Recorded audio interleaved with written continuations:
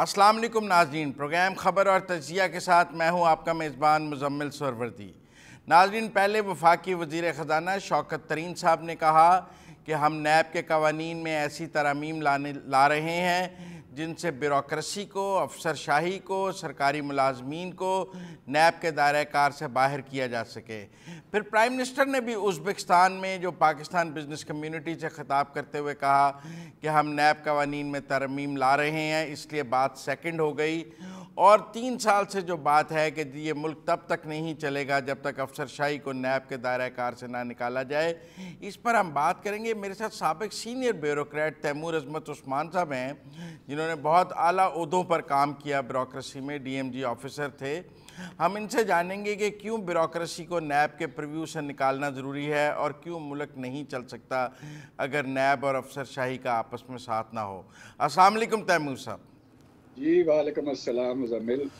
तैमूर साहब, अफसरशाही कहती है कि अगर हम काबिल गिरफ्त होंगे नैब से तो फिर हम काम नहीं करेंगे, फ़ाइल पे साइन नहीं करेंगे।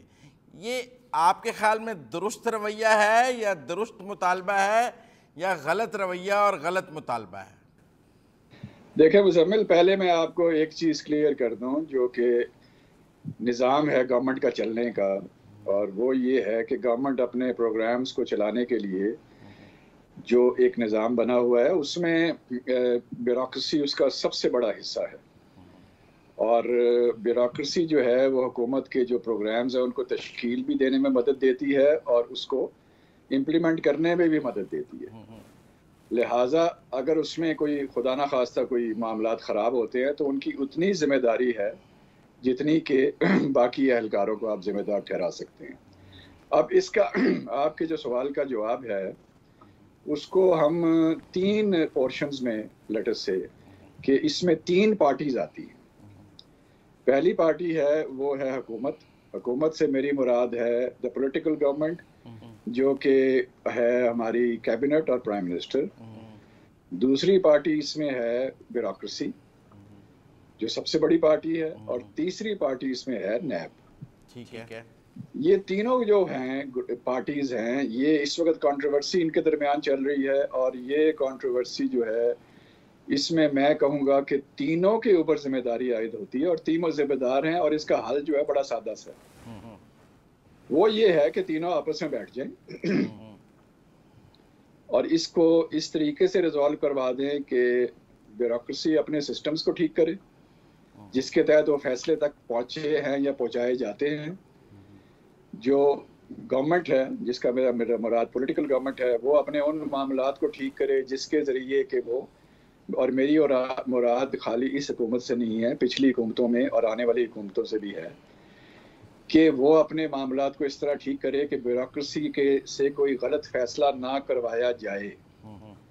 और तीसरा नैब है जिसने कि अपने इंटरनल सिस्टम्स को ठीक करना है ताकि उनके सिस्टम्स और पॉलिसीज़ में इस किस्म की अंडरस्टैंडिंग पैदा हो कि वो ब्यूरोक्रेटिक निज़ाम जो है उसको समझें, समझने वाले लोग आएँ और उसको उसके मुताबिक हैंडल करें। आपने ना, मैं समझ गया, आपने बड़ी एक आइडियल सिचुएशन बात की ना कि सब बैठ लें, सब ठीक हो जाएं, सब मोमन बच्चे अच्छे बच्चे बन जाएं।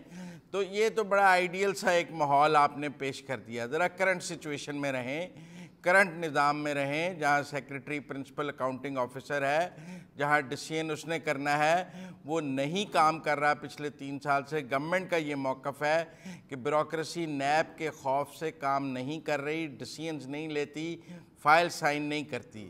लिहाजा इसका एक ही हल है कि उन्हें नैब्स के डर से आज़ाद कराया जाए तो वो फ़ाइल साइन करेंगे।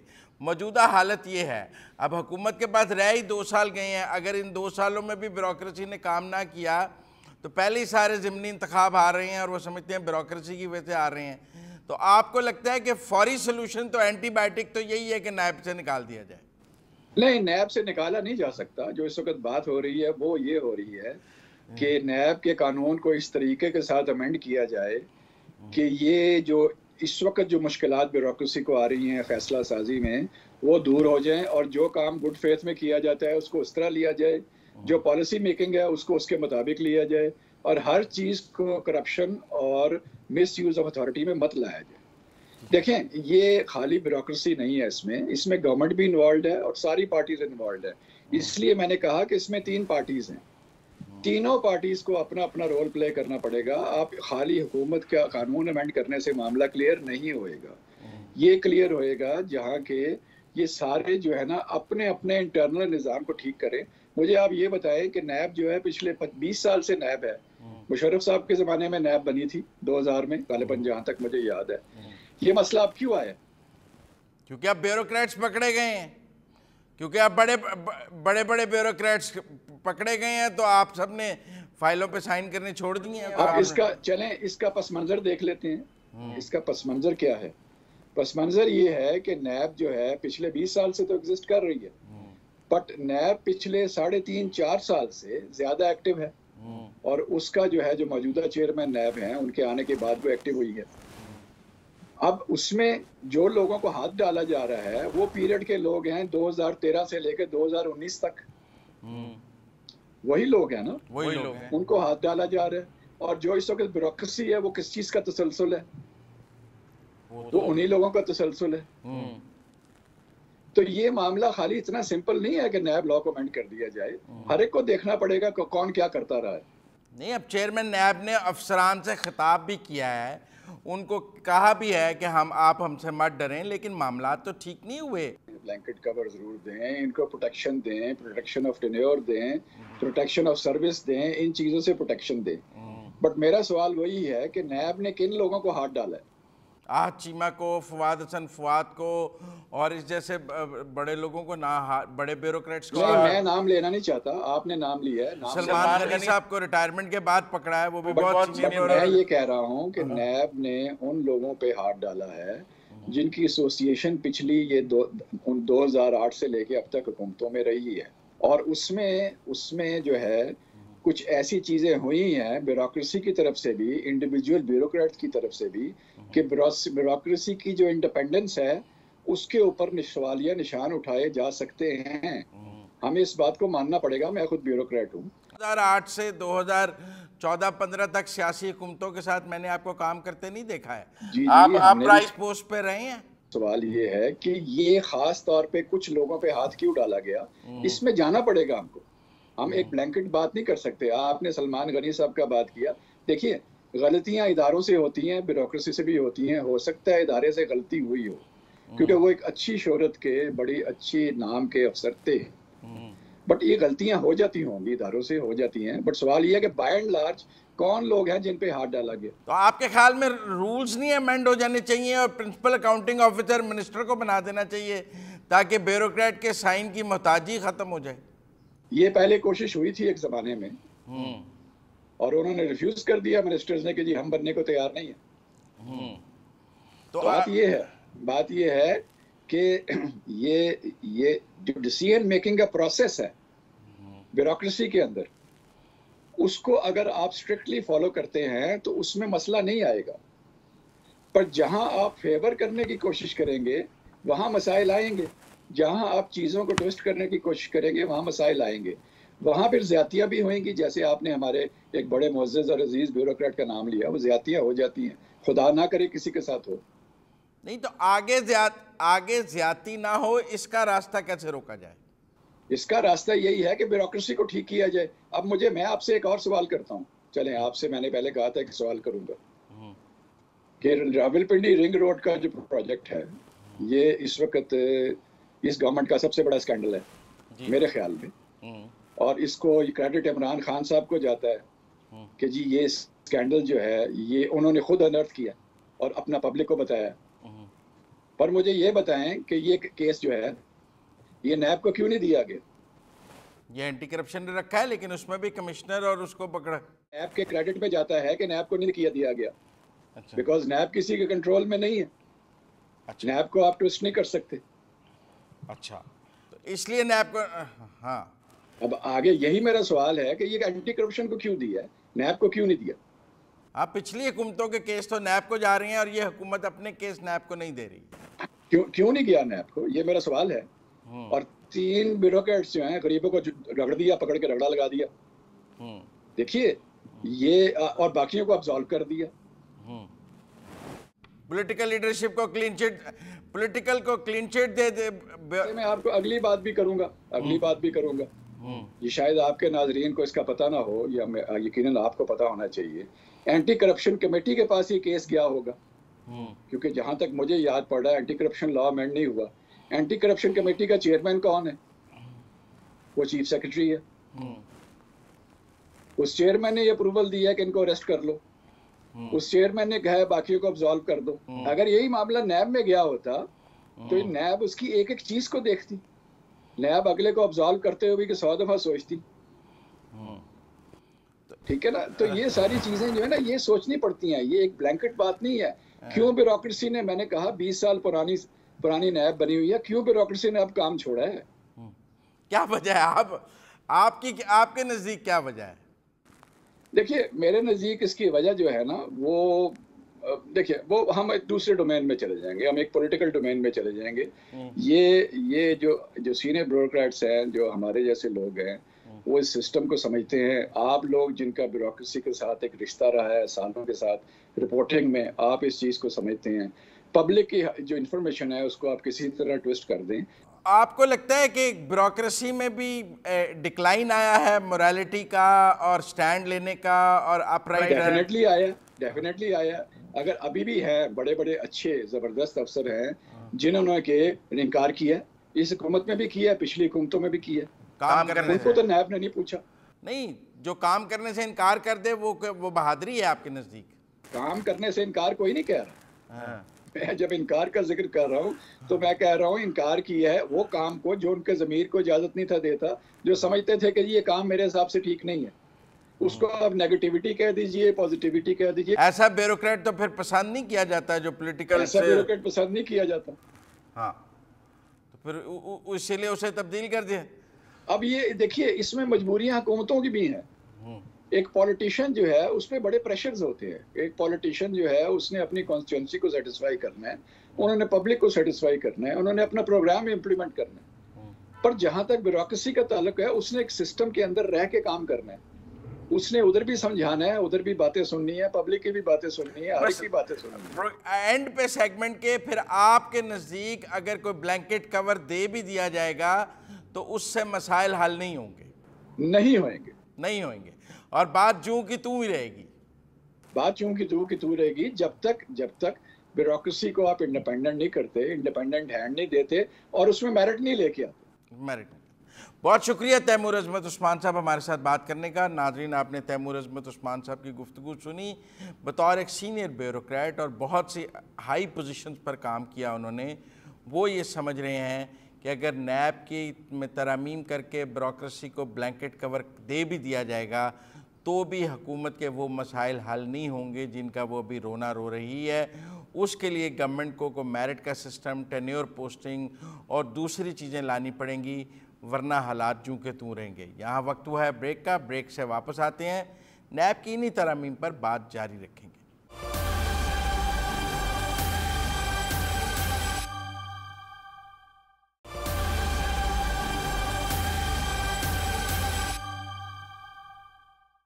ब्रेक के बाद खुश आमदेद नाज़रीन। ब्रेक से पहले हमने एक सीनियर ब्यूरोक्रेट तैमूर अजमत उस्मान साहब से बात की है। अब हमारे साथ मौजूद हैं ब्रिगेडियर रिटायर्ड फ़ारूक हमीद साहब। ब्रिगेडियर साहब को हमने इसलिए लिया है क्योंकि इन्होंने नैब में बहुत सीनियर पोजीशन पे काम किया है और ये नैब में बहुत अरसा इन्होंने सर्व किया है और ये नैब की वर्किंग को भी जानते हैं और फिर अब ब्यूरोक्रेसी का जो सुर्ख फीता है उसको भी जानते हैं। अस्सलाम वालेकुम ब्रिगेडियर साहब। जी वालेकुम सलाम, बहुत शुक्रिया मुजम्मिल भाई। ब्रिगेडियर साहब, वो कहते हैं कि नैब और ब्यूरोक्रेसी अब इकट्ठे नहीं चल सकते।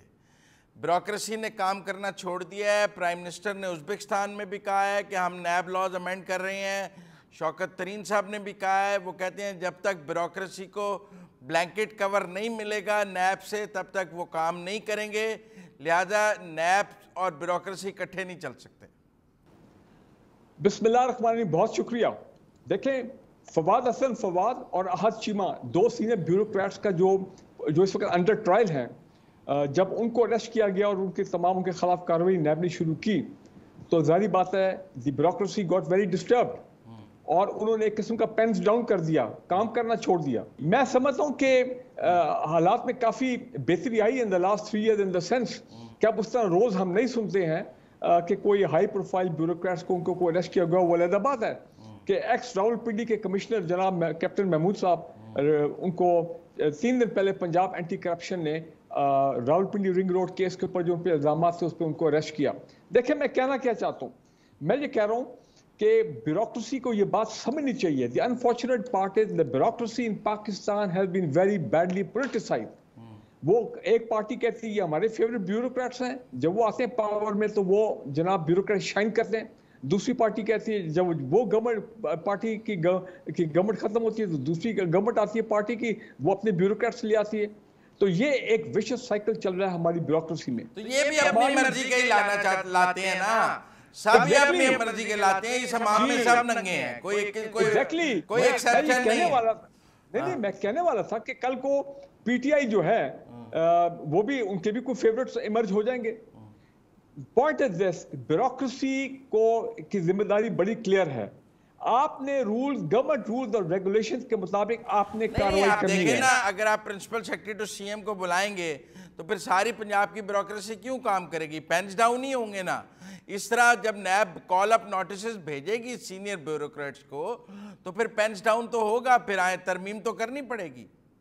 नहीं, फिर ये भी तो बात सुने ना। देखें अभी चंद दिन पहले क्या हुआ, चंद हफ्ते पहले ex finance secretary grade 20 officer Balochistan, जिनके घर से 75 करोड़ रुपए कैश निकला था और मशीनें आई थी उस पैसे को चेक करने के लिए, अब क्या हुआ है? फाइनली चंद हफ्ते पहले ये 4 साल केस चला है, उनको 10 साल जेल हुई है, उनके मिनिस्टर को 4 साल जेल हुई है बलूचिस्तान में। मैं ये कह रहा हूँ कि देखें, मैं मानता हूँ कि आप ये अमेंडमेंट ले आए नैब के कानून में कि देखें अगर कोई फाइनेंशियल बेनिफिट, कोई ऐसी चीज साबित नहीं होती, इंडिकेट नहीं होती, तो फिर आप ब्यूरोक्रेट को अरेस्ट ना करें। लेकिन अगर ये साबित हो जाता है कि जनाब मनी ट्रेल इन तक भी गई है, ये इन्होंने भी किकबैक्स में इन्होंने हिस्सा लिया है, इनके बैंक अकाउंट्स, इनके जो अपना एसेट्स हैं, they are much beyond their means, और उनकी जो इनकम है, तो फिर पूछ तो होगी। ये तो बात गलत है ना। आप यही तो अमेंडमेंट ला रहे हैं कि आप ना पूछ कर सकें, जैसे जुडिशरी को नहीं कर सकते, जैसे बाकी इदारों को नहीं कर सकते, ऐसे ब्यूरोक्रेसी को भी ना करे। पहले भी तो कुछ इदारे नैब के प्रीव्यू से बाहर हैं, तो एक और बाहर हो जाएगा। नहीं जी, नहीं देखिए, नहीं ये बात मैं इससे एग्री नहीं करता हूं कि आप बिल्कुल ही ब्लैंकेट कवर दे दे ब्यूरोक्रेसी को कि वो जनाब इस्तिस्ना उनको मिल गया, उनको नैब पूछ ही नहीं सकता, छेड़ ही नहीं सकता। मैं फिर ये कह रहा हूं ब्यूरोक्रेसी का काम है कि वो अपने मिनिस्टर्स को गाइड करें कि सर यहाँ पे आप गलती कर रहे हैं। आप आइडियल पोजीशन की बात ना करें, आप करंट सिचुएशन की बात करें। करंट सिचुएशन ये है कि पेंस डाउन जो है वो ख़त्म ही तब होंगे जब ब्लैंकेट कवर मिलेगा, वरना पेन डाउन ही रहेंगे। 3 साल से डाउन है। नहीं, फिर देखिए बात सुने, फिर आप ये इसको तो फिर आप कहें कि ये ब्यूरोक्रेसी जो है वो तो ब्लैकमेल कर रही है रियासत को, वो ब्लैकमेल कर रही है गवर्नमेंट ऑफ पाकिस्तान को कि जनाब हमें जब तक आप बिल्कुल एग्जाम्प्ट नहीं करेंगे नैब की अकाउंटेबिलिटी से या एंटी करप्शन डिपार्टमेंट की अकाउंटेबिलिटी से, तो हम काम नहीं करेंगे। ये क्या मतलब है? ये तो बिल्कुल गलत है। सूरत हाल तो यही है ना, गवर्नमेंट यही कह रही है, शौकत तरीन साहब भी यही कह रहे हैं कि मेरा मतलब है अफसरान नहीं काम करते हैं नैब के खौफ से, नहीं डिसीजन करते, नई फाइलों पे दस्तखत करते, तो फिर सूरत हाल तो यही है। ये ब्लैकमेल है, ये एहतजाज है, ये खामोश एहतजाज है, ये स्लो डाउन है, जो भी है, लेकिन ये है और इसका कोई हल नहीं है। कोई भी रियासत का इदारा, कोई भी गवर्नमेंट का इदारा अपनी डिक्टेशन, अपनी ब्लैकमेल नहीं कर सकता, वो रियासत को डिक्टेट नहीं कर सकता। एवरीबडी, पर नैब रियासत तो नहीं है ना, नैब रियासत तो नहीं है ना। वो कहते हैं नैब ज्यादती कर रहा है, नैब मिसयूज ऑफ अथॉरिटी कर रहा है। नैब गवर्नमेंट का इदारा, एक इंडिपेंडेंट इदारा, आईनी इदारा है, कोई प्राइवेट मेरा आपका इदारा नहीं है। तो फिर आप नैब को बंद कर दे, क्योंकि वहां पे रिटायर्ड फौजी उनका एहतसाब होता है, वहां पे जारी बात है जुडिशरी, रिटायर्ड फौजियों का हिसाब होता है, रिटायर्ड फौजियों का एहतसाब होता है ना। इसी तरह वो कहते हैं फिर रिटायर्ड ब्यूरोक्रेट्स का कर लें, सर्विंग का ना करें। नहीं देखिए, बात वो बात फिर गलत हो जाती है ना। आप फिर क्या एहतसाब रह गया? अभी गवर्नमेंट ने जो सिविल सर्विस रिफॉर्म्स किए हैं, हाँ उसमें एक चीज उन्होंने डाली है, मैं तो बड़ा खुश हुआ कि जो ब्यूरोक्रेट परफॉर्म नहीं करेगा, किसी को पास अब ये राइट नहीं है कि he should not take it for granted कि मैं 60 साल होगा मैं फेडरल सेक्रेटरी तक जरूर प्रमोट होऊंगा। भाई अगर आप करप्शन में इन्वॉल्व हैं, मिसयूज ऑफ अथॉरिटी में इन्वॉल्व हैं, आप गवर्नमेंट के रूल्स एंड रेगुलेशन परफॉर्मेंस तो तब आएगी ना जब काम करेंगे। जब कोई काम ही नहीं करेगा तो क्या परफॉर्मेंस एवेल्युएशन होगी? सब ने ही नहीं काम किया, तो फिर जब सब ही काम नहीं करेंगे तो कोई कंपैरेटिव एनालिसिस नहीं होगा। उसके लिए जरूरी है कि नैब से ब्यूरोक्रेसी को पहले बाहर निकाला जाए। सिंध में क्या हुआ, एग्जांपल ले लें। सिंध में Sindh high court Sindh government से पूछ रहे हैं कि आपके इतने 400-500 गवर्नमेंट ऑफिसर जो हैं जिन्होंने वॉलंटरी रजा कराना तौर पे इतने अरबों रुपए वापस किए नैब को, जिन्होंने प्ली बार्गेन की, how is it that they still on the post? वो कैसे रह सकते हैं जब उन्होंने इतराफ कर लिया कि उन्होंने करप्शन की थी? तो देखिए जनाब, ये नहीं हो सकता कि जनाब आप किसी को खुली छुट्टी दे दे फॉर लूट एंड प्लंडर। बड़े बड़े टॉप आला ब्यूरोक्रेट्स भी हैं हमारे, इसमें कोई शक नहीं। मेजॉरिटी आर बाकिरदार अच्छे लोग हैं, काम करने वाले लोग हैं। कहते हैं कि खौफ का ये आलम है कि ना बाकिरदार ना बेकिरदार दोनों काम करने के लिए तैयार नहीं है। सॉरी, खौफ, देखिए खौफ तो होना चाहिए बिल्कुल। जब एक इदारा है, आईनी इदारा नैब या एंटी करप्शन, अगर वो किसी गवर्नमेंट, आपको नहीं लगता नैब ने अपनी लिमिट्स क्रॉस की हैं? बाद में चेयरमैन नैब को जाके अफसरान से खिताब करना पड़ा, उनको कहना पड़ा कि हमारे से मत डरें, भाई ये मौका ही क्यों आया कि वो आपसे डर गए। फिर कारोबारी हजरात को कहना पड़ा हमसे ना डरें। ब्यूरोक्रेट्स को प्रॉब्लम ये है कि जब वो एक ग्रेड 19-20 के ऑफिसर को बुलाया जाता है नैब में, तो वहां पे जारी बात है ग्रेड 17 टू ग्रेड 19 के एडिशनल डायरेक्टर या इन्वेस्टिगेशन ऑफिसर, इनकी कंबाइंड टीम बैठी होती है। उनको बड़ी प्रॉब्लम होती है कि जनाब इनको जाके अब हम अपने मनी ट्रेल बताएं, सवाल जवाब दें, हमारे एसेट्स क्या हैं, बैंक अकाउंट्स क्या हैं, वो तो सब चीजें सामने रख देते हैं। अब कोई चीज ढकी छुपी नहीं रही, तो ये उनको बड़ा प्रॉब्लम है। तो मैं फिर ये कह रहा हूँ डिटेरेंस होना चाहिए। पीएमएलएन ने क्या कहा था, इन्होंने पिछले साल की बात है 34 पॉइंट्स दे दिए नैब लॉ में। अब गवर्नमेंट खुद ही कह रही है कर रहे हैं, अब तो पीएमएलएन नहीं कह रही ना, अब तो हुकूमत कह रही है। अब तो कोई हुकूमत से एनआरओ नहीं मांग रहा, हुकूमत खुद ही बांट रही है। गुड, अब सुन ले मेरी बात, एक मिनट सुन ले। बिल्कुल नैब के कुछ लॉज में तरमीम होनी चाहिए। ब्यूरोक्रेसी के हवाले से मैं आपको बताता हूं तो गलती किधर नैब ने की है। वो गलती ये है कि फवाद हसन फार आज चीमा के केस में ये 1.5-2 साल इनको अंदर बंद रखा। भाई कानून ये होना चाहिए, नैब के पास सिर्फ 90 डेज होते हैं अपना उनके कानून के मुताबिक कि वो उनको अपनी कस्टडी में रख सकते हैं। वाइट कॉलर क्राइम जो है ये एक एसएचओ वाला एक आम बाइसिकल चोरी वाला क्राइम नहीं है। इसमें तो आपको बड़ा टाइम आपको चाहिए, पूरा मनी ट्रेल, वो तमाम चेक्स और तमाम पैसा किधर से आया, किधर गया, क्या हुआ। मैं आपसे पहले तैमूर अजमत उस्मान साहब से बात कर रहा था, उन्होंने कहा कि अब ये रिंग रोड इस गवर्नमेंट का सबसे बड़ा स्कैंडल है, उन्होंने क्यों एंटी करप्शन को दिया? देते ना नैब को, खुद ही नहीं दिया ना नैब को। तो इसका मतलब है नैब में प्रॉब्लम उन्हें नजर आ रहा है, हालांकि उन्होंने कमिश्नर को पकड़ा है। तो इसलिए नैब से तो खुद अब हुकूमत भी जान छुड़ा रही है। नहीं, लेकिन देखिए जब ये गवर्नमेंट भी पॉलिटिकल गवर्नमेंट है, इनके गवर्नमेंट के लोगों को भी पता है कि आज हमने नैब को बिल्कुल अपना कल को ये नैब जो ये हमें भी पकड़ सकती है। तो लिहाजा देर ऑल्सो वेरी केयरफुल कि भाई नैब में क्या तरमीम होनी चाहिए, क्या नहीं होनी चाहिए। जहां तक ये रिंग रोड के एक्स कमिश्नर की बात है, तो डीजी एंटी करप्शन ने कह दिया है कि इस केस की सीरियसनेस इतनी है, ग्रेड 20 ऑफिसर या ग्रेड 21, हम ये केस नैब को भेज रहे हैं। इवेंचुअली दिस को जो केस है विल गो टू नैब, और नैब में जाना चाहिए because there is senior bureaucrat involved. DG anti corruption तो नॉर्मली 17-18 ग्रेड तक जो है वो हाउसिंग सोसाइटियों वाला पब्लिक चीटिंग एट लार्ज पे भेज रहे हैं, वो सेक्शन भेज रहे हैं। ये ब्यूरोक्रेट वाला वो खुद ही एफआईआर उन्होंने दर्ज कर रही है किया, उसे खुद ही गिरफ्तारी की है। उन्होंने नैब को भेजना होता तो नैब गिरफ्तारी करता, उन्होंने वो हाउसिंग सोसाइटियों वालों को नहीं पकड़ा, वो पब्लिक चीटिंग एंड लार्ज पे उनको भेज रहे हैं। वो एंटी करप्शन का प्रीव्यू भी नहीं था। नहीं, देखें बात यह है, bureaucracy has to submit to the process of accountability in Pakistan. ये जो सिविल सर्विस रिफॉर्म्स हैं ये जरूरी से ब्यूरोक्रेसी अपनी पॉलिटिकल एफिलिएशन और ये तमाम चीजें खत्म करें। हाल ही में हमने ऐसे टॉप ब्यूरोक्रेट्स देखे हैं कि मिनिस्टर जो हैं वो भी उनसे डरते थे, ये मैं 60-70s की बात कर रहा हूँ। क्यों नहीं ऐसे ब्यूरोक्रेट्स जो है वापस दोबारा आ सकते, और हैं ऐसे लोग मौजूद हैं, दे कैन डू इट। ठीक है, बहुत शुक्रिया ब्रिगेडियर रिटायर्ड फारूक हमीद साहब हमारे साथ बात करने का। नाज़रीन, हमने 2 मेहमानों से आज नैब के कवानीन के ऊपर बात की है। तैमूर अजमत उस्मान साहब का ये मौक़िफ़ था कि अगर ब्लैंकेट कवर दे भी दिया जाए तो मसाइल हल नहीं होंगे। ब्रिगेडियर रिटायर्ड फारूक हमीद साहब जो नैब में काम करते रहे हैं, उनके ख़्याल में ये बहुत ज़रूरी है कि अफसरान को इसके अंदर रखा जाए। उनकी राय में नैब ने कुछ लिमिट्स क्रॉस की हैं और अफसरान को 1.5, 2 साल कैद में नहीं रखा जा सकता। उनके ख्याल में इतना लंबा रखने से भी पेंस डाउन हुआ है। लेकिन दोनों मेरे मेहमान ये मान रहे थे कि ब्यूरोक्रेसी ने पेंस डाउन किया हुआ है, वो काम नहीं कर रहे हैं, लेकिन उनको काम करने पर कैसे कायल किया जाए, इस पर दोनों की अलग अलग राय थी। बहरहाल आज तक के लिए इतना ही। अपने मेज़बान मुजम्मिल सरवर्दी को प्रोग्राम खबर और तजिया से इजाज़त दीजिए। अल्लाह हाफ़िज़।